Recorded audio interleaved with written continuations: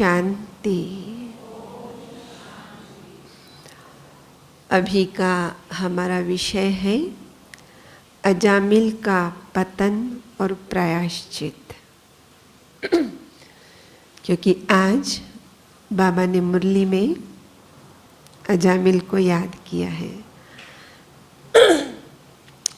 इस विषय में प्रवेश करें इससे पहले आज का प्रश्न क्या था मुरली का?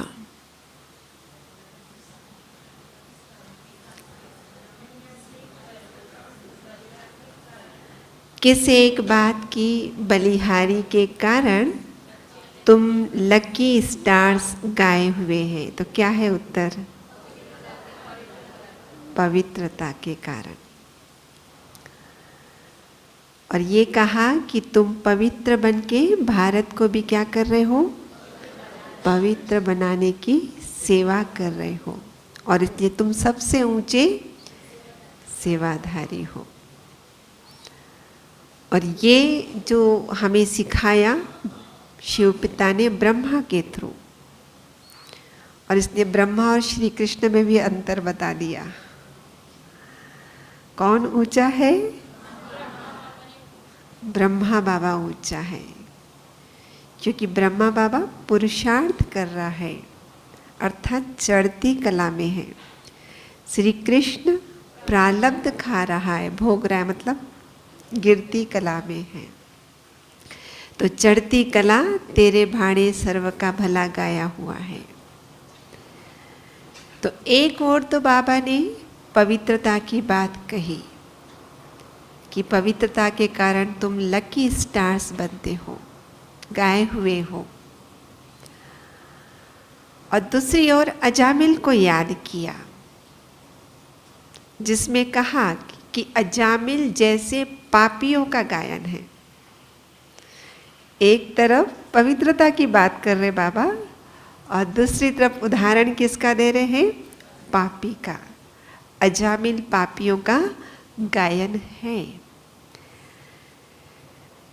और फिर ये भी कहा कि अजामिल कैसे बनते हो? तो कहा 5 भूतों ने तुम्हें अजामिल बनाया है। 5 भूतों ने अजामिल बनाया है। इन 5 भूतों के कारण तुम पतित बन जाते हो। तो यात्रा है पवित्र बनने की, लेकिन पतित कौन बना देता है? 5 विकार, 5 भूत। अब ये जो अजामिल है, ये कौन है अजामिल? क्या ये कहानी हमारी है? क्योंकि बाबा कहते हैं शास्त्रों में जो बातें आती है वो संगम का रेफरेंस है। हाँ, जैसे बताते हैं कि देवताएं हमेशा लड़ते रहते हैं, ऐसे बताते हैं ना शास्त्रों में। और कई लोग इसलिए कहते हैं आपके शास्त्रों में क्या सिर्फ लड़ाई होती रहती है क्या? तो वास्तव में वो देवताएं लड़ते हैं किस बात के लिए? देवताएं तो किससे लड़ रहे हैं? विकारों के साथ लड़ रहे हैं। तो वो बाहर वालों को समझ में नहीं आता, लेकिन हम ब्राह्मणों को समझ में आता है। कारण ये है कि हमें अभी पूरे चक्र का ज्ञान हो गया है। हम संगम पर खड़े होकर पास्ट और फ्यूचर दोनों को देख पा रहे हैं। बाबा कहते हैं कल की ही बात है। हाँ, कल तुम पतित थे, कल तुम पवित्र बनने जा रहे हो, बन जाओगे। ये तुम्हारी बीच में जहाँ खड़े हो टिवाटा है। तो अगर ये अजामिल की कहानी लगता है कि हमारा ही रेफरेंस है, तो कैसे उसका पतन हुआ है और कैसे उसका फिर उद्धार भी हुआ है, ये जो शास्त्रों में कहानी आती है उसमें ये दिया रहता है। पतन हुआ है वो कैसे पता चलता है? तो बताते हैं कि अजामिल वास्तव में एक ब्राह्मण था, विद्वान था, पूजा पाठ करता था, वेदों का पठन करता था, सदाचारी था, शीलवान था, सात्विक था, बुराइयों से अपने आप को परे रखता था। लेकिन फिर ऐसे ब्राह्मण का पतन कैसे हो गया ये हमें समझना है क्योंकि हम भी अपने ब्राह्मण जीवन में कहीं कहीं फिसल जाते हैं। और हमने कहा कि कहानी संगम का रेफरेंस है। तो बताते हैं कि अजामिल जैसे कहा कि इतने सारे गुण थे उसके, तो भगवान की मूरत का ध्यान करता था, पूजा अर्चन करता था, सब कुछ, क्योंकि ब्राह्मण माना ही, आज भी बाबा ने कहा तुम्हारा धंधा क्या है, पतितों को पावन बनाना। तो वो भी ब्राह्मण था, तो उसका खुद का ये कार्य था पतितों को ब्राह्मण पावन बनाना, लेकिन खुद ही पतित हो गया, खुद का ही पतन हो गया। कैसे? जो बाबा कई बार कहते हैं, बच्चे सावधान रहना है, खबरदार रहना है, ये इंद्रियां क्या है, चलायमान है। और इस सावधानी के नाम पर बाबा ने हमें 4 स्तंभ दे दिए। राजयोग के 4 स्तंभ बताते हैं ना जिज्ञासुओं को, जब नया नया कोर्स कराते हैं तो 4 पिलर कौन से बताते हैं? नित्य सत्संग करना है, अन्न की शुद्धि रखना है, दिव्य गुणों को धारण करना है, ब्रह्मचर्य का पालन करना है। कि जिस मार्ग पर हम चल पड़े हैं पावन बनने के लिए, पतित हुए थे, 2 युग के बाद तो हम पतित हो ही गए। क्यों हुए? तो कहा देहाभिमान आ गया। तो डॉक्टर के पास जाते हैं, बीमारी दिखाते हैं, तो जड़ को पकड़ता है कि क्यों हुई बीमारी, और उस जड़ को पकड़ के दवाई प्रिस्क्राइब करता है, लिखता है, और साथ में डूज एंड डोंट्स देता है कि क्या परहेज करना है। तो भगवान ने भी आके बता दिया कि 2 युगों तक तो तुम बहुत अच्छी पवित्र जीवन जी रहे थे, परमधाम से जब इस धरती पर आए 2 युगों तक, सतयुग और त्रेता, बहुत ही पवित्र जीवन जी हमने। लेकिन जैसे ही 2 युग पूरे हुए, द्वापर में हमने प्रवेश किया और हमको रावण ने घेर लिया, हम पतित बने, हम बॉडी कॉन्शियस हुए। कहाँ हम नेचुरल सोल कॉन्शियस हुआ करते थे 2 युगों में, और द्वापर आते आते सोल कॉन्शियस से गिर के बॉडी कॉन्शियस में, और बॉडी कॉन्शियस एक बार शुरू हुआ तो इस कलयुग के एंड तक आके अपनी चरम सीमा को छू गया। और वही बाबा ने आके बताया कि बच्चे तुम्हारे जीवन की जो हालत हो गई है उसका मुख्य कारण क्या है? Body consciousness. तो अब इसलिए उस बॉडी कॉन्शियसनेस को छोड़ो और सोल कॉन्शियस वाले जीवन जीना आरंभ करो। लेकिन ये सोल कॉन्शियस की स्टेज बनाने में मुझे सफलता मिले, उसके लिए परहेज दे दी, 4 परहेज दे दी कि नित्य सत्संग करना होगा, अर्थात नित्य मुरली का श्रवण करना होगा, अन्न की शुद्धि रखनी होगी, दिव्य गुणों को धारण करना होगा, ब्रह्मचर्य का पालन करना होगा। और ये ब्राह्मण था अजामिल, वो भी यही कर रहा था। लेकिन क्योंकि 63 जन्मों के तो पापों के बीज आत्मा के अंदर पड़े हैं, 63 जन्मों के सोल बॉडी कॉन्शियस में रहकर हमने बहुत कुछ किया है, इंद्रियों के वशीभूत होकर, और वो सारे बीज पापों की गठरी अंदर है। और इसलिए बाबा कहता है सावधान होकर जीवन जीना है। क्यों? क्योंकि अंदर पड़े हुए बीज को, चूंकि अभी सोल कॉन्शियस वाले जीवन जीना शुरू कर दिया है, अर्थात उनको अब उचित मात्रा में जो धूप और पानी मिलना चाहिए था वो हमने बंद कर दिया है उनको। लेकिन अगर थोड़ी भी असावधानी हुई, फिसले, तो उसको धूप पानी अगर मिल गया तो वो प्रत्यक्ष हो जाएगा। और ऐसा ही अजामिल के जीवन में हुआ है। तो एक बार कहते हैं वो गया घर से बाहर। जब घर से बाहर गया, जंगल की ओर रास्ता जा रहा था तो देखा कि झाड़ियों की झुरमुट की उस ओर से कुछ आवाज आ रही है, जैसे कोई वहां पर कोई व्यक्ति होंगे। दिखाई नहीं दे रहे, झाड़ियों के पीछे से आ रही। तो सोचता है जाके देखूं कि आखिर भी ये आवाज किसकी आ रही है, कौन है वहां पे झाड़ियों के पीछे। और जाता है तो देखता है कि एक स्त्री और एक पुरुष दोनों निर्वस्त्र है और दोनों आलिंगन में मस्त है।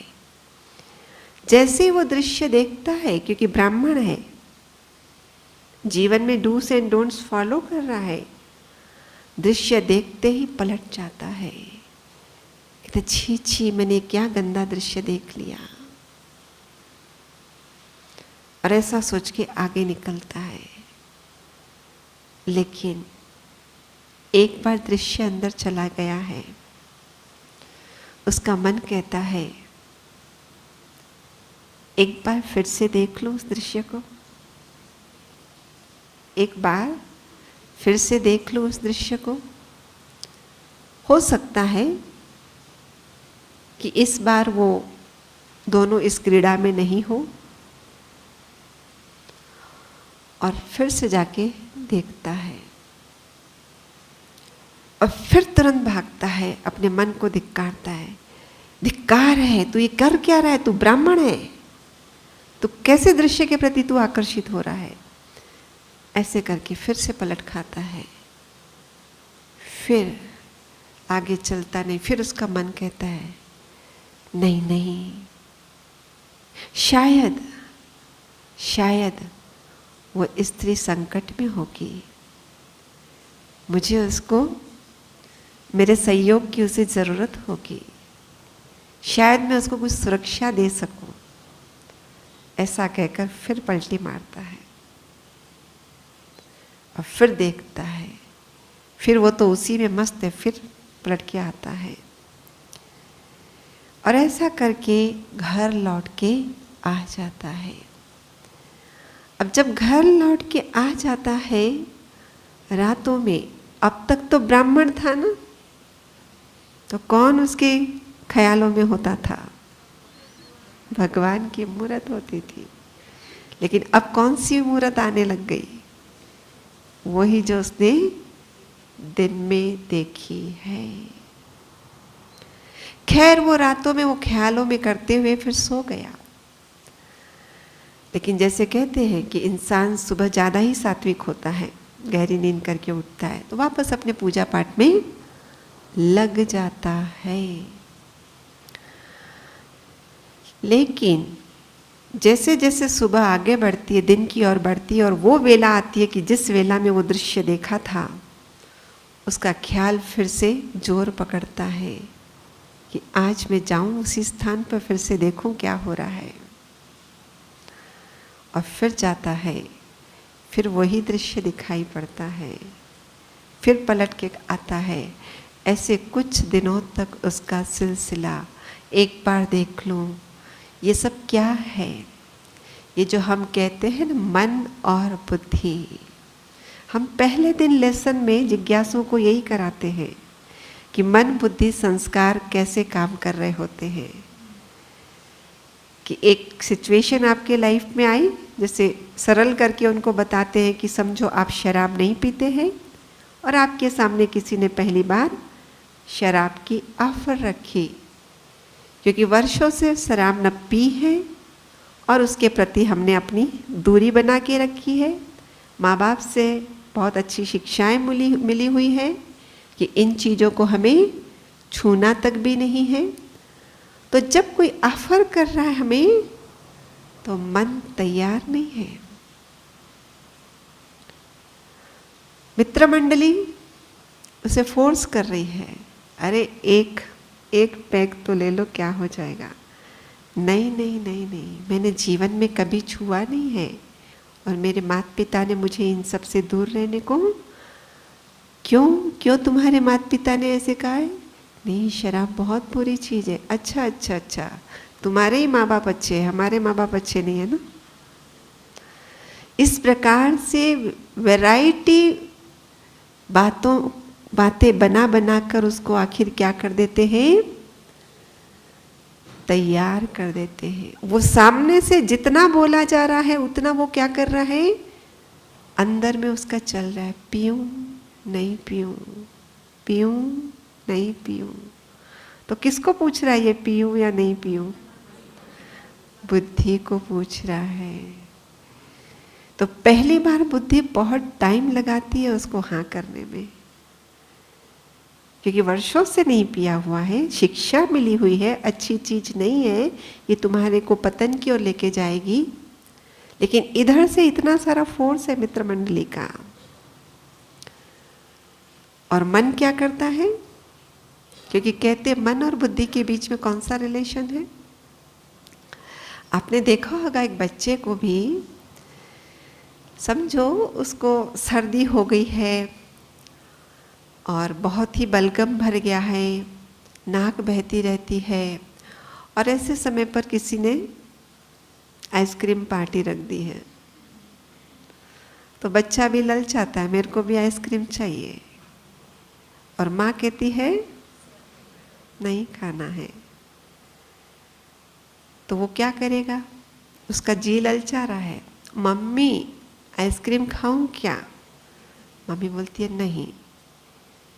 थोड़ी देर बाद रुक के, मम्मी आइसक्रीम खाऊं क्या? बोलती है नहीं। फिर थोड़ी देर रुक, मम्मी आइसक्रीम खाऊं क्या? अब मम्मी बोलती है, तेरे को नहीं बोला ना, तो बार बार क्यों पूछ रहा है? तो आप हाँ क्यों नहीं बोलती हो?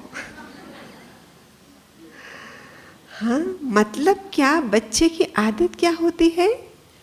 मनवाऊंगा तो अपनी ही बात, पर हामी भरवाऊंगा मम्मी से। कल को कुछ हो जाएगा तो आपने ही तो बोला था, आपने ही तो बोला था, और उसको सिखाया गया है कि बेटा बिना आज्ञा के नहीं करना है, तो आज्ञा ले रहा है, फिर आप हाँ तो करो ना। ऐसे ही हमारे अंदर ये बातें चल रही होती है नहीं होती है, कोई भी बात आती है, बस वही अजामिल के साथ हुआ। और फिर तो ऐसा हुआ कि एक बार दो बार, हम भी यही बताते, एक बार हामी भर ली कि चलो सभी मित्र मंडली कह रहे हैं, तो बुद्धि बहुत समय के बाद कहती ठीक है, एक ही पैक की बात है ना, सिर्फ आज के दिन की बात है ना, और भी मित्र मंडलियों के मन रखने के लिए कोई बात नहीं। मन बच्चे को माँ बुद्धि की आज्ञा मिल जाती है और वो पी लेता है। और थोड़े समय के बाद फिर ऐसी सिचुएशन बनती है, फिर से वही ऑफर आता है, फिर मन और बुद्धि के बीच में डायलॉग चलता है। लेकिन अब की बार, पहली बार जितना लंबा समय लगा था, अब की बार उतना लंबा समय नहीं लगता है। फिर तीसरी बार, चौथी बार, धीरे धीरे ये समय क्या होता है, कम होते होते 20-25 बार अगर हो गया, अब तो समय कम होने की जरूरत ही नहीं, समय ही जीरो है। मन न पूछता है, न बुद्धि को हाँ करना पड़ता है, वो संस्कार यही सिखाते हम। अजामिल के साथ भी ऐसा ही हुआ। पहले तो उसने अपने आप को बहुत कोशिश की, धिक्कार है, छी छी बहुत किया, लेकिन फिर मन धिक्कार छी छी किस आधार से कर रहा है, जो उसके अंदर ज्ञान भरा है। लेकिन एक बार देख लूं, दूसरी बार देख लूं, ये कौन कर रहा है उसको? उसका मन उसको सौर खींच रहा है। और ऐसा करते करते उसने क्या किया, एक दिन तो उसने वेट किया कि मैं खड़ा रहता हूँ, आखिर तो ये दोनों एक दूसरे से जुदा होंगे और फिर मैं इसका पीछा करूँगा, क्योंकि उसको लगता है मैं भी ऐसा सुख प्राप्त करूँ। और वो वैसा करता है, क्योंकि दोनों जुदा होकर चल पड़ते, ये पीछे पीछे चल पड़ता है स्त्री के, और उसके सामने ऑफर रखता है कि जो क्रीड़ा आप उस पुरुष के साथ करती हो वही क्रीड़ा आप मेरे साथ करो। वो कहती है मैं तो वैश्या हूँ पैसे से, और इस क्रीड़ा करने का शुल्क लेती हूँ, फीस लेती हूँ, चार्ज करती हूँ। और सौभाग्य से अजामिल पैसे वाली पार्टी था, तो पैसे ला ला के देता था, लेकिन पैसे ला ला के भी इतना दिया कि सारा कुछ खत्म कर दिया। और इतना ही नहीं, वैश्यागामी हो गया, इतना ही नहीं, उसको जीवन संगिनी बना दिया। जो उसकी पत्नी थी उसको भी घर से बाहर कर दिया। तो ये पतन का मनोविज्ञान है जो हम पहले दिन में सिखा देते हैं कि मन, बुद्धि और फिर संस्कार, कि कोई भी चीज़ हमारे जीवन में जब पहली बार आएगी, जो हमारे बुद्धि में जो ज्ञान है उसके अपोजिट है,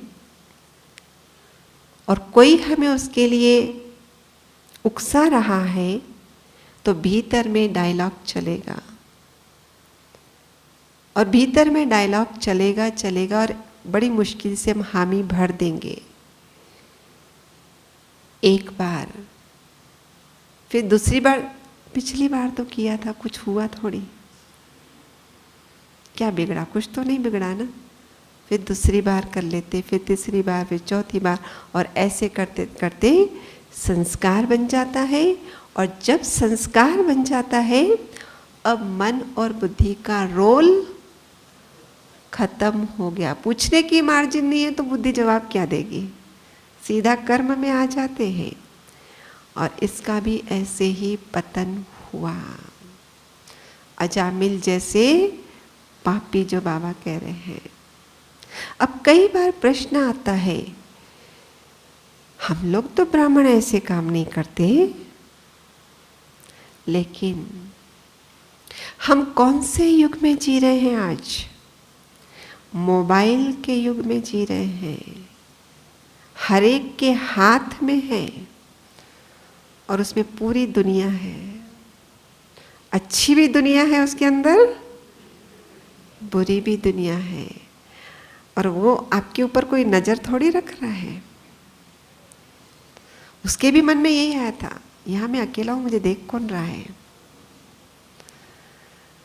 मोबाइल में भी क्या नहीं आता है।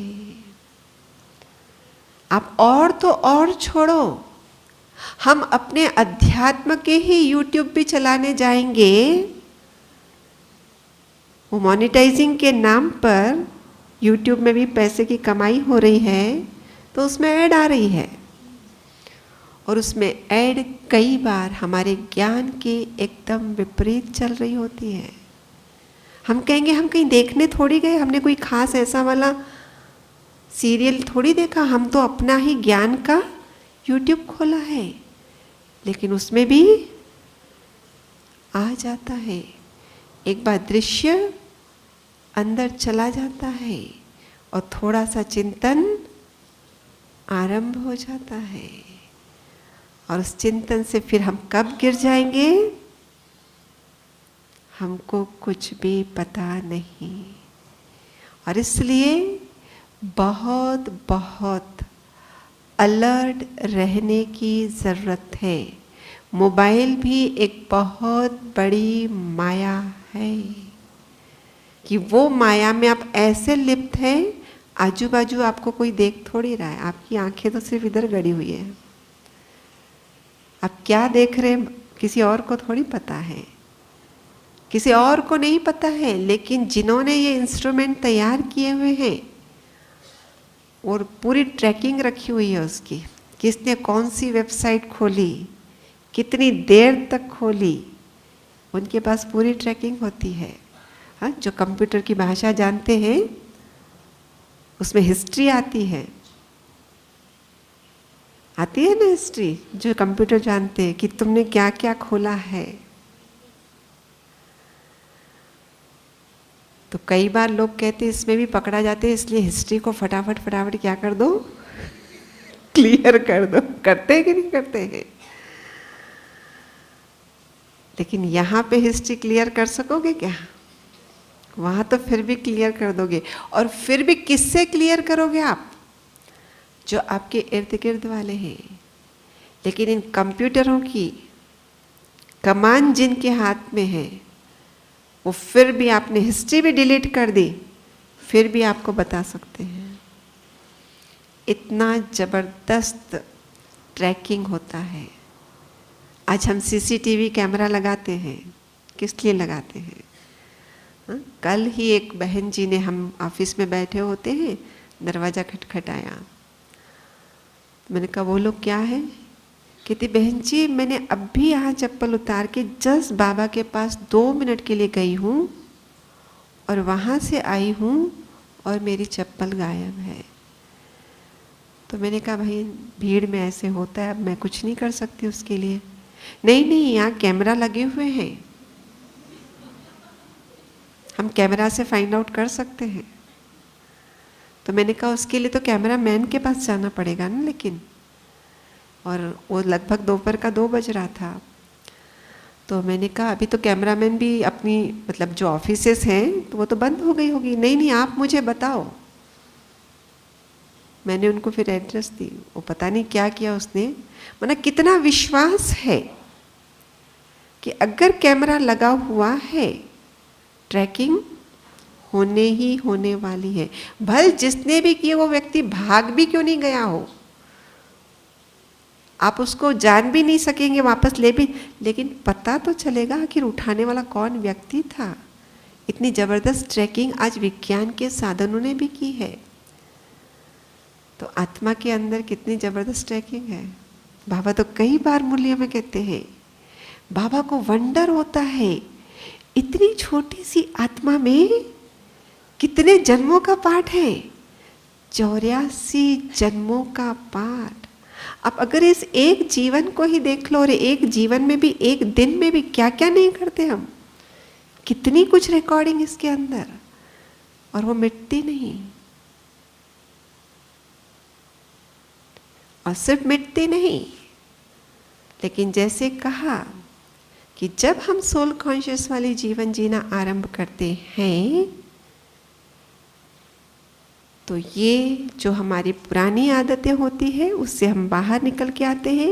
लेकिन थोड़ा भी फिसले, थोड़ा भी उनको पानी और धूप मिला, फिर वो क्या होंगे, निकल कर आएंगे। और ये हुआ अजामिल के साथ ऐसा।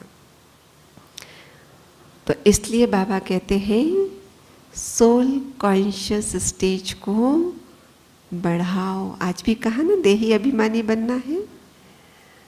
हमने कहा ना हमें नया सुनना है, नहीं सुनना है नया।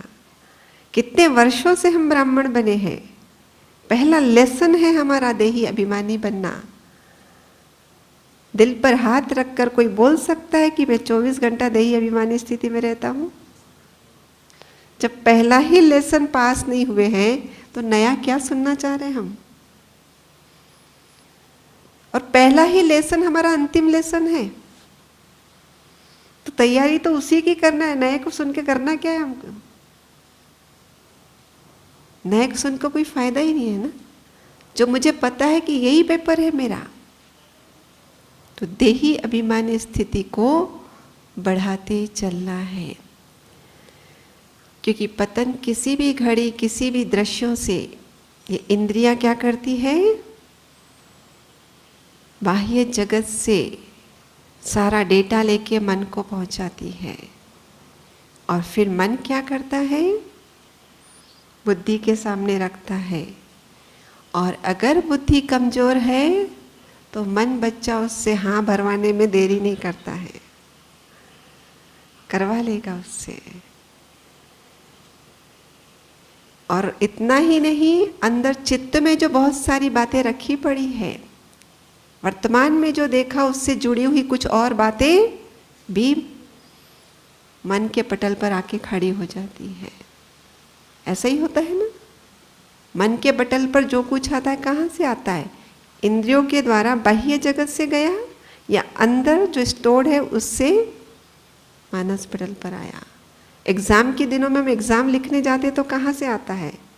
कोई बाहर हमारी आंसर शीट, पुस्तिका, हमारी नोटबुक हमारे सामने थोड़ी होती है।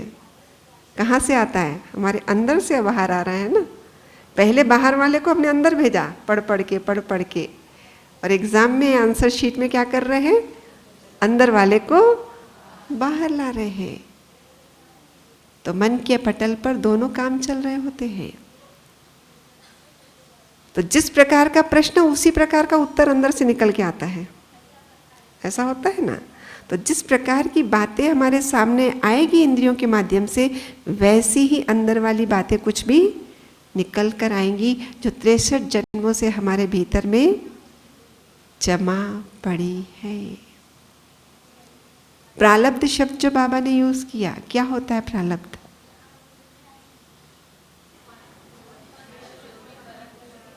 प्रालब्ध क्या होता है? प्रा प्लस लब्ध, प्रा प्लस लब्ध। प्रा माना प्राप्तियां, लब्ध माना उपलब्ध। आपने अपने जीवन में जो पुरुषार्थ किया है, उस पुरुषार्थ के फलस्वरूप जो प्राप्तियां आपके हिस्से में है, वो सारी की सारी अभी नहीं मिलने वाली आपको। उसी आपकी ही जो प्राप्तियां हैं, वो समय समय पर उसमें से थोड़ा थोड़ा आपको उपलब्ध कराया जाएगा। इसीलिए तो कहते हैं कि एक जन्म का पुरुषार्थ 21 जन्म प्रारब्ध खाएंगे, 21 जन्म तक उपलब्ध कराया जाएगा। इसको अगर मैं और सरल करूं, आपने जैसे नौकरी पेशा व्यक्ति होते हैं, सुबह निकले रात को आए, तो इतना सारा आटा इकट्ठा बना लिया। खाना अभी नहीं है सारा, लेकिन पूरा इकट्ठा आटा गूंथ कर रख दिया। अभी 2 रोटी, दिन में 2 रोटी, शाम को 2 रोटी। रोटी भले ताजी बनाएंगे, लेकिन आटा, लेकिन उसी में से टुकड़ा टुकड़ा करके खा रहे हो ना। ये कहते हैं प्रारब्ध, कि रेडी तो इतना हो चुका है आपके हिस्से का, लेकिन आप इसको अभी नहीं खाने वाले हैं। तो ऐसे ही हमने जो भी पाप और पुण्य इन 63 जन्मों में किए हैं, वो भी टुकड़ा टुकड़ा होकर हमारे इस जीवन में आ रहे होते हैं। और हमें नहीं पता कौन सा वाला टुकड़ा हमारे पास आएगा। और इसलिए हमें बहुत बहुत सावधानी वाला जीवन जीने के लिए बाबा कहते हैं। और जो टुकड़ा आएगा, जैसे कहते हैं ना, कोई व्यक्ति बहुत बीमार होता है और शरीर भी नहीं छोड़ रहा है, तो क्या कहते हैं? कर्म का जब तक चुकता नहीं होगा, भोगेगा नहीं, तब तक ये शरीर छोड़ नहीं सकता। लेकिन जिस घड़ी भोग पूरा होगा उसके कर्म का, उस घड़ी वो व्यक्ति शरीर छोड़ देगा। तो ये तो अंतिम, लेकिन जीवन में रहते भी तो ऐसा होता है ना, कि कुछ जीवन के कुछ वर्ष ऐसे आते हैं कि बहुत कठिनाई से गुजरे, फिर उसके बाद एकदम किस्मत करवट बदल देती है। होता है नहीं होता है? अच्छी चलती है, फिर वापस किस्मत करवट बदल देती है। होता है ऐसा? होता है या नहीं होता है? हमारे ही पाप और पुण्यों का वो प्रारब्ध के रूप में हमारे सामने आता है। कभी पाप वाला आता है और कभी पुण्य वाला आता है। तो अजामिल के जीवन में भी ऐसा ही कुछ हुआ। तो ये था कि क्यों उसका पतन हुआ, कि गठरी है अंदर और दृश्य देखा और उसमें बहक गया, और उसका पाप वाला कोई जो गठरी में था वो सामने आके खड़ा हो गया। जो फिर कहते हैं कि उसको जीवन संगिनी बनाया 10-10 बच्चे पैदा कर डाले उससे। आखिरी वाले बच्चे का नाम रखा था नारायण। और जब मृत्यु सामने आई तो कहा किसको पुकारा? नारायण को पुकारा। और क्या हो गया? क्या हो गया? हाँ, क्या हुआ? बोलो। उसका उद्धार हो गया। है जरूर ऐसा, परंतु इसकी एक स्टेप उन्होंने खा ली है। किसने? जो कथावाचक है। कथावाचकों ने एक स्टेप खा ली है कि जरूर उसने नारायण का नाम उठाया, पर उस समय वो मरा नहीं है। सुनाते ऐसे हैं, लेकिन नारायण नाम उठाया, मृत्यु हुई, और परंतु उस समय वो मरा नहीं है। पर क्यों ऐसा बोल दिया कि मरा? क्योंकि उस समय हुआ क्या है? तो कहते हैं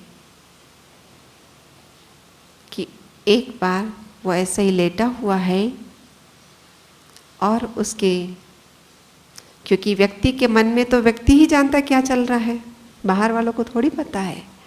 तो उसके सामने 3 यमदूत आके प्रकट होते हैं। और वो जो 3 यमदूत आके प्रकट होते हैं, तो यमदूत तो आपको पता है कैसे भयावह होती है उनकी छवि। काले काले, हाँ, नाखून नुकीले, बाल एकदम कैसे, हाँ, रोंगटे खड़े खड़े एकदम से, और आवाज कर्कश। तो वो तो उनको देखकर हाथ में फांसी का फंदा, और वो उससे कह रहे हैं तुम्हारा समय पूरा हो गया है, हमें यमराज ने भेजा है, हम तुम्हें फंदा लगाकर लेकर जाने के लिए आए हैं। और भीतर से कांप गया, भय में कांप उठा वो। और उस भीतर के भय के कंपन में, जैसे हम भी जब कभी भय में होते तो कुछ चिल्ला उठते हैं कि नहीं उठते हैं? हाँ, रात में भी कुछ भय, अंधेरा हो और कुछ ऐसे हमें डर लग गया, हम क्या करते हैं? चिल्ला देते हैं। फिर जिसका जो फेवरेट नाम होगा उसको ही बुलाएगा, ऐसा ही होगा ना। और इसका फेवरेट तो कौन था? वो लास्ट वाला बच्चा था। उसने नारायण बुलाया उसको उस समय। और जैसे ही नारायण बुलाया है तो हुआ क्या है? ऐसे नहीं कि मृत्यु हो गई है उसकी। उसके सामने 4 विष्णु दूत भी प्रकट हो गए। देखो, संख्या भी बताई है कि 3 और 4। क्या हिसाब होता होगा इनका कि 3 ही क्यों यमदूत और 4 ही क्यों विष्णुदूत?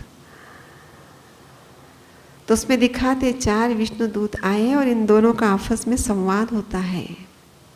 विष्णुदूत कहते तुम कौन हो, इसको क्यों लेके जा रहे हो? वो कहते इसने खूब पाप किया है, ये नरक का भागी है, और इसलिए हम इसको लेने आए हैं। वो कहता है इसने नारायण नाम बोला है।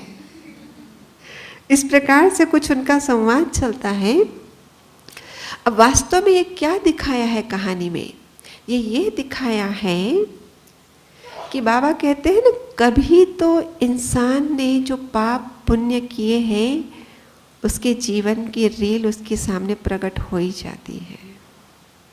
और विशेषकर जब कहते हैं मृत्यु के निकट आता है व्यक्ति, खास करके तो हमने कहा कि नियर डेथ एक्सपीरियंसेस जिसने सुने होंगे उसमें यही होता है। बोलते हैं वो अपने जीवन की पूरी रील देख लेते हैं, और उस जीवन की रील में जब देखते हैं तो देखते मैंने ऐसे ऐसे कार्य किए हैं। वहाँ उसको बोध होता है कि ये मैंने क्या किया है। और कहते हैं कि उनको फिर प्रकाश का भी अनुभव होता है, एक ज्योति का, एक प्यारी सी ज्योति जो अनकंडीशनली उसको क्या कर रही है? प्यार दे रही है। और फिर वो सब चला जाता है, लेकिन उसके अंदर में वो एक निश्चय खड़ा होता है, अब मुझे अगर जीवन जीने का मौका मिलेगा, अब मेरा जीवन इस तरीके का नहीं होगा। जो गलत राहों पर चलकर मैंने जीवन जिया है, ऐसा जीवन मेरा नहीं होगा। अब मैं श्रेष्ठ मार्ग पर चलूंगा। तो ऐसे ही इसके साथ हुआ है, क्योंकि हमारे अंदर वो जो कुछ भी हम कर रहे हैं वो सब सेव होते जा रहा है ना। अंदर की हार्ड डिस्क में, हमारा चित्त रूपी हार्ड डिस्क में सब कुछ क्या होते जा रहा है? स्टोर होता जा रहा है, स्टोर होता जा रहा है। और कभी तो जैसे कि हम मोबाइल चला रहे हैं, हम स्टोरेज को अगर खोलेंगे अपने, तो कई बार गलती से कहीं पे भी क्लिक हो जाता है। हो जाता है या नहीं होता है? जो मैं खोलना नहीं चाहती वहाँ पर भी क्लिक हो जाता है और फोल्डर खुल जाता है। तो इसका भी ऐसे ही हुआ।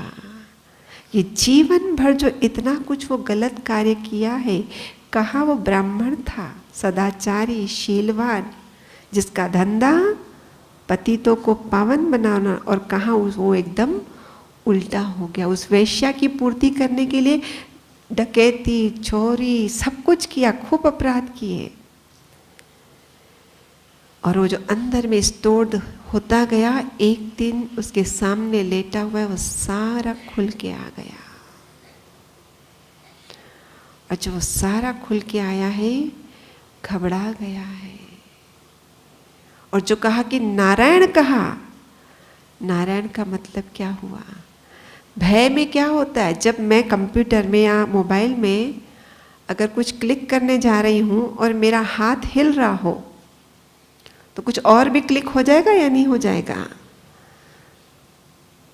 तो उसका साइकोलॉजिकल इम्बैलेंस क्रिएट हुआ वहाँ पे, उस घबराहट में। और उस साइकोलॉजिकल इम्बैलेंस में वो फोल्डर भी खुल गया जो ब्राह्मण वाला जीवन जी रहा था वो। और वो जो ब्राह्मण वाला जीवन जी रहा था, और वहां से उसकी वो सारी बातें याद आ गई। मैं कैसा जीवन जी रहा था? एक पवित्रता की डगर पर चल पड़ा था, और उस पवित्रता की डगर पर चलते चलते मैं कौन सी डगर पे चल पड़ा? और ऐसी डगर पे चल पड़ा कि जिसकी सजा देखो मेरे को क्या मिलने वाली है। और चूंकि विष्णु देवों का उनका वार्तालाप चला, तो उसमें वो याद आ रहा है, बाबा की बातें याद आ रही है। ज्ञान में क्या सुन रहे हैं हम? बच्चे, श्रीमत पर चलोगे, मैं तुम्हें स्वर्ग दूंगा। तुम श्रीमत पर चलोगे, मैं तुम्हारे सदा साथ रहूंगा। जीवन में कोई भी बात आएगी, सर्वशक्तिवान मैं तुम्हारे साथ में हूं, तुम्हारा बाल भी बांका नहीं होगा। तो वो सारी बातें उसको याद आ रही है कि पतित मार्ग पर जाने का, ये पवित्र मार्ग पर जाने का ये रिजल्ट। और मैं चल रहा था पवित्र मार्ग पर, और क्या मेरी बुद्धि भ्रष्ट हो गई और मैं उस ओर चल पड़ा, और इतनी भयावह सजा से मैं गुजरूंगा।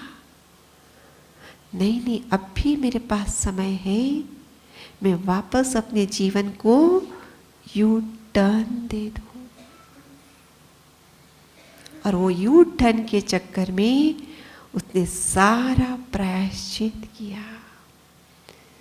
प्रायश्चित करना मतलब, जो मेरे से अपराध हुए हैं, जो मेरे से दुष्व्यवहार हुआ है, दुष्कर्म हुआ है, जो मैंने गलतियां की है, उसको स्मरण में लाना।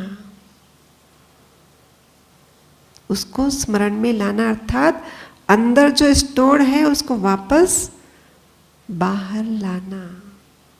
ये जो बार बार कहा जा रहा है ना, बाबा को पत्र लिखो। लोग कहते क्या लिखना है बाबा को पत्र में? ये सब लिखना होता है कि हमारे से अगर कुछ हो गया है, वो बाबा को बताओ। जब बाबा को बताएंगे और निश्चय करेंगे, स्वीकार करो कि जी बाबा, आपने जो राह दिखाई है, उस राह के विपरीत भी मैं कुछ कर बैठी हूं। जो आपने मार्ग दिखाया, जो उसके अनुकूल नहीं है, जो उसके प्रतिकूल हूं, ऐसा भी मैंने ब्राह्मण जीवन जीते जीते किया हुआ है और मैं उसको दिल से स्वीकार करती हूं कि जो नहीं करना चाहिए था वो मैंने किया है, लेकिन अब मैं आपसे क्षमा चाहती हूं। अब मैं इस मार्ग पर जो फिसल गई थी, उस मार्ग से सही मार्ग पर चलना चाहती हूं। इतनी स्वीकारोक्ति स्वयं की कि मैंने ये कुछ किया है। जब मैं उस मार्ग पर चल रही थी, वो वाले बीज अब क्या हो रहे हैं? शिथिल पड़ते हैं, वरना वो प्रबल थे, उसकी प्रबलता बढ़ती जा रही थी। लेकिन जब हम इस प्रकार से स्वीकार कर लेते, उसकी प्रबलता कम होती है। और अच्छे मार्ग पर चलने का जो हम निश्चय करते हैं, तो हमारा हृदय शुद्ध होता है और शुद्ध हृदय के साथ हम बाबा के साथ कनेक्ट होना इजी होता है, वरना वही वही बातें चलती रहती हैं। यही होता है ना। आज अगर योग में मन नहीं लगता है या योग करते करते कहीं भटक जाते हैं, तो क्या बातें हैं? यही तो है। तभी तो बाबा कहते हैं मुझे सब कुछ बता दो। जब सब कुछ बता दोगे तो फिर मेरे में मन लगाना, मतलब क्या? ये है शरीर, ये है आत्मा, ठीक है। अज्ञानी थे तो पता था सिर्फ शरीर ही सब कुछ है। ज्ञान में आए पता चला नहीं, शरीर के अलावा आत्मा है, दो अस्तित्व है। फिर ज्ञान में आगे बढ़े, पता चला नहीं, इसके बीच में एक सूक्ष्म शरीर है। यही पता चला, ये सूक्ष्म शरीर ही मन का प्रतीक। मन इधर जाएगा संसार में, इंद्रियों के माध्यम से वो कुछ कर बैठेगा जो नहीं करना चाहिए था। लेकिन अब मैंने करने के बाद होश संभाला है, होश संभाला है, बाबा को बताया है, तो ये फिर जो क्या हो जाएगा, इस तरफ का आकर्षण मेरा कम हो जाएगा और मन अभी इधर जो आत्मा है, इधर जो चैतन्य शक्ति है, उसकी ओर मुड़ेगा। तो जैसे यहाँ पे मन बुद्धि संस्कार का रोल हो रहा था कि एक बार किया, फिर दूसरी बार किया, फिर तीसरी बार किया, फिर संस्कार बना, अब बिना सोचे समझे होते जा रहा है। अब यही वाला प्रोसीजर इधर भी तो होगा। समझ में आ रही बात? जो संसार के लिए ये कार्य कर रहा था मन बुद्धि संस्कार का वाला रोल, अब अगर मैंने मन को इस दिशा से उठा के इस दिशा में लगाया, तो इधर भी तो मन बुद्धि संस्कार का रोल चालू होगा या नहीं होगा? होगा ना। तो जैसे यहाँ पे बताया था कि शुरू में तो मन बुद्धि का डायलॉग चलता रहता है, लेकिन वो जब एक 4 बार 5 बार 10 बार 20 बार रिपीट हो गया, अब उनका भी रोल खत्म, संस्कार के वश कर रहे हैं हम, है ना। इधर भी तो ऐसा हो सकता है या नहीं हो सकता है? इधर भी शुरू में मैं मन बुद्धि से विचार करती रहूंगी, मैं आत्मा हूं, मैं प्रेम स्वरूप हूं, मैं शांत स्वरूप हूं, मैं शांति के सागर पिता की संतान हूं। लेकिन इधर भी तो ये क्षण आना चाहिए कि मैं विचार भी नहीं करूं तो भी मेरी वो स्थिति हो। समझ में आ रही बात आपको? ये स्थिति तक हमें पहुंचना है। और ये स्थिति कब होगी? ये स्थिति कब होगी? संस्कार तक बने। और अर्थात मैं जब बाबा के पास जाऊं, मन बुद्धि भी काम करना छोड़ दे। संस्कार का मतलब तो यही है ना, उसको ही तो कहा, बाबा कहते 3 बिंदियां लगाओ। अब बिंदी का मतलब क्या होता है? उसमें विचार की मार्जिन रह गई क्या? विचार की मार्जिन तो वहाँ है ही नहीं। और इसीलिए कहा हमने आपको, एकांत में बैठो, एकांत में बैठो। हम क्या कहते हैं उस सुख को जो प्रभु मिलन का है? क्या आता है मुरलियों में? अतीन्द्रिय सुख। अगर पूछना हो तो किससे पूछो? गोप गोपियों से। कौन है वो गोप गोपियां? अब अतीन्द्रिय माना क्या होता है? इंद्रियों से पार वाला सुख। लेकिन अगर मन बुद्धि चल रहा है तो मन बुद्धि भी तो इंद्रिय है ना, भले स्थूल नहीं है तो सूक्ष्म है, पर है तो इंद्रिय ना।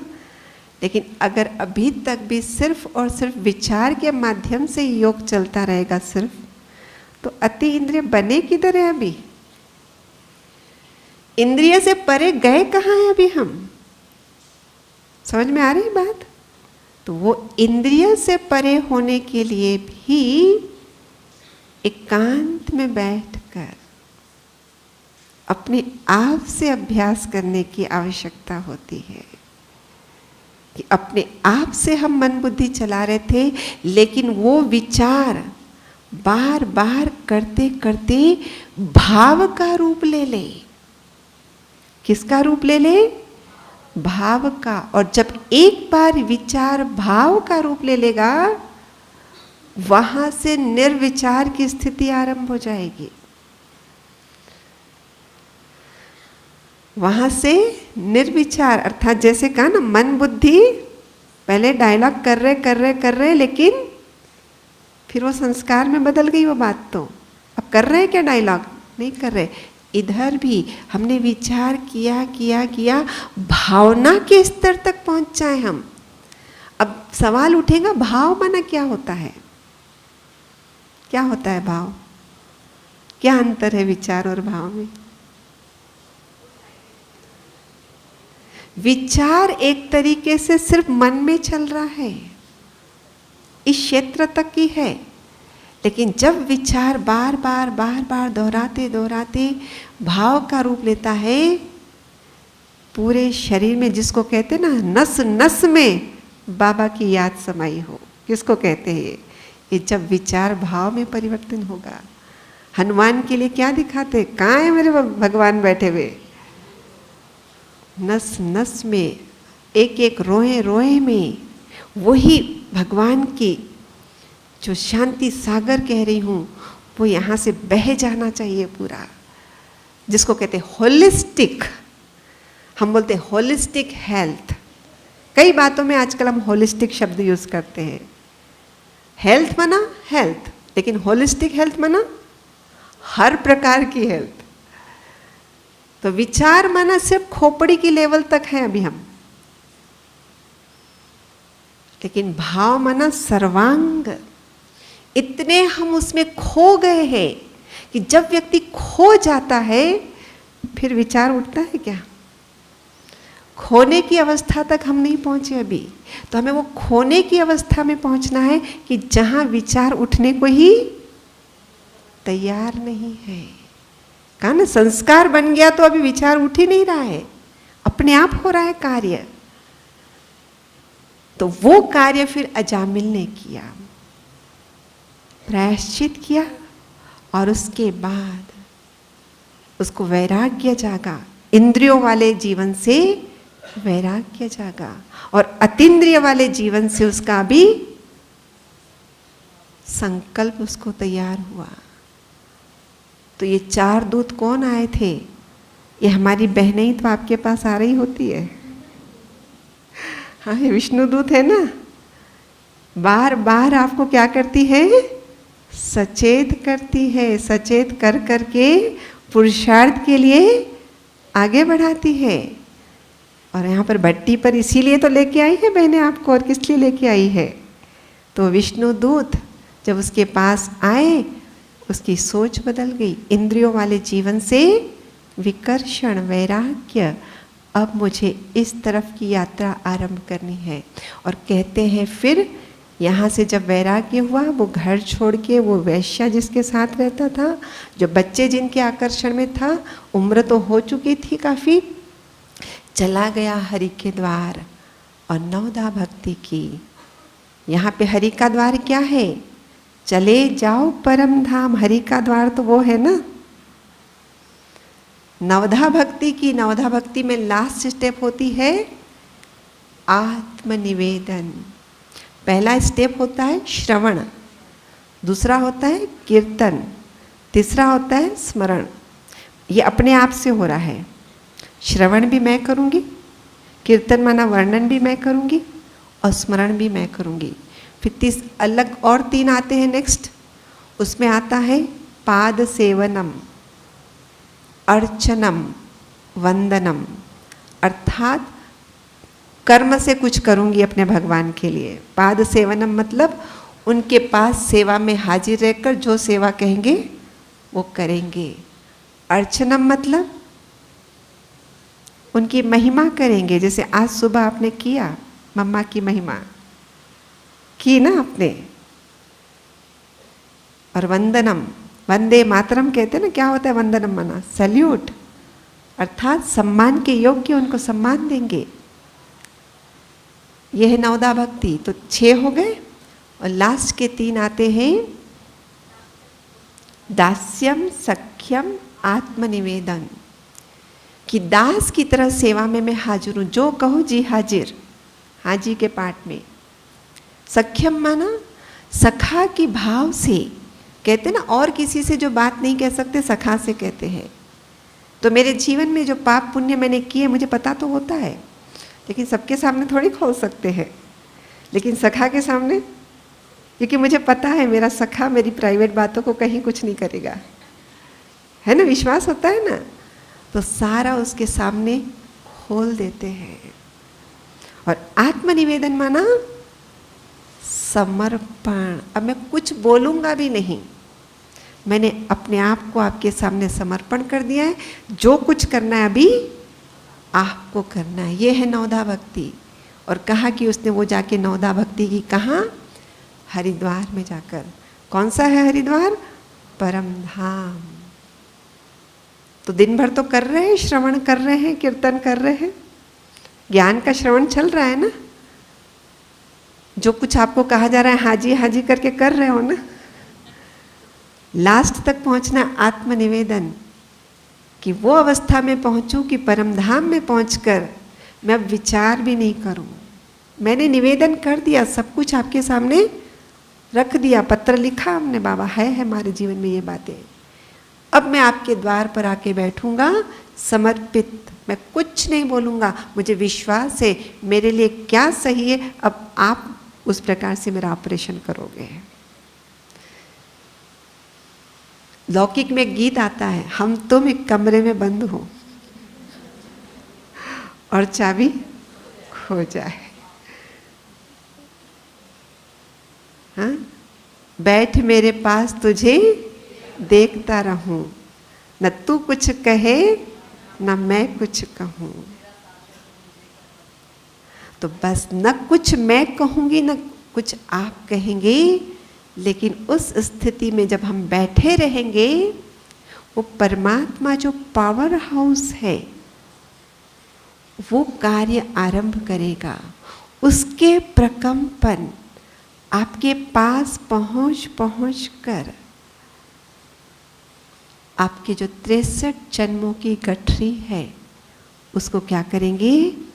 खत्म करेंगे। यूं कहे कि वो 63 जन्मों का जो फोल्डर है उसके ऊपर वो किरणें कौन सा काम करेगी? सूर्य की किरणें क्या करती हैं? जब सूर्य गगन में उपस्थित हो जाता है तो क्या करता है? हाँ, फूल अपने आप खिलने लगते हैं। खिलने लगते हैं नहीं, कलियां बंद होती है, खुलने लगती है। कोई किरण जाके थोड़ी बोलती है खुल खुल खुल, तब खुलेगा। स्पर्श हुआ, खुलने लगी। और जो जीवड़े जंतु है उसके पास जाएंगी किरण तो हमारे पास 2 फोल्डर है, एक सोल कॉन्शियस वाला और एक बॉडी कॉन्शियस वाला। बॉडी कॉन्शियस वाले फोल्डर में जो कुछ है उसको क्या कर देगी? वो उसकी किरणें, उसके प्रकंपन खत्म कर देगी, उसको भस्म कर देगी, अर्थात उसको मर्ज कर देगी। और जो मेरा सोल कॉन्शियस वाला फोल्डर है उसके पास जाके क्या करेगी? उसको खोल देगी। हमारे फाइलें बंद पड़ी है ना, पता तो है मैं शांत स्वरूप हूँ, प्रेम स्वरूप हूँ, पता नहीं है क्या, पर निकल नहीं रहा है ना बाहर। तो परमात्मा के पास जाके बैठेंगे, वो वाले फोल्डर पर उस परमात्मा की प्रकाश की किरणें, उसके गुणों के प्रकंपन पड़ेंगे, अपने आप वो फोल्डर खुलते जाएंगे अपने आप। जो हम वर्षों से मैं हूँ प्रेम स्वरूप बोलती आ रही हूँ, पर प्रेम निकल ही नहीं रहा है नहीं निकल रहा है ना प्रेम। तो इतना आत्मसमर्पण करके तो वो अजामिल ने किया, और तभी बाबा कहते अजामिल जैसे पापी भी तर जाते हैं जब भगवान का नाम, भगवान के पास अपना समर्पण कर देते हैं। तो हमें इस भट्ठी में, भट्ठी का मतलब यही कहा था पहले दिन कि जैसे हम आए हैं वैसे हमें नहीं जाना है। जो हमारे अंदर है उसे झांक कर देखना है, उसको स्वीकार करना है, उस प्रभु के सामने रखना है और निश्चय करना है अब इधर वाला पथ नहीं, इधर वाले पथ पे जाना है। शरीर बताया ना, शरीर, आत्मा और बीच में मन, ये इधर भाग रहा था और इधर पाप का फोल्डर बड़ा होते जा रहा था। अब इस ओर से मैंने यू टर्न ले लिया, इधर ले लिया और आत्मा को उस स्थिति तक पहुंचाया, आत्मसमर्पण की स्थिति तक, और उसके जाके सामने बैठ गए। हम तुम एक कमरे में बंद, चाबी खो जाए, तभी तो 3 बिंदु लगेंगे ना चाबी खो जाएगा मतलब ड्रामा की कोई भी बात याद नहीं आए, इस सृष्टि चक्र में हम क्या कर रहे हैं उससे संबंधित कोई विचार नहीं उठे, बस मैं बिंदु आप बिंदु दोनों बैठे और वहाँ पे सारी कमाल हो जाएगी। और ऐसा ही उस अजामिल के साथ हुआ, और अजामिल जैसा पापी भी उद्धार को पा गया। तो ये हमारी कहानी है। तो भट्ठी में जब हम ऐसा करेंगे तो अवश्य ही हम जिस लेवल पे आए थे, भट्ठी के अंत में देखेंगे हमारी लेवल कुछ बढ़ गई है, और यही भट्ठी में आने की सफलता होगी। ओम शांति।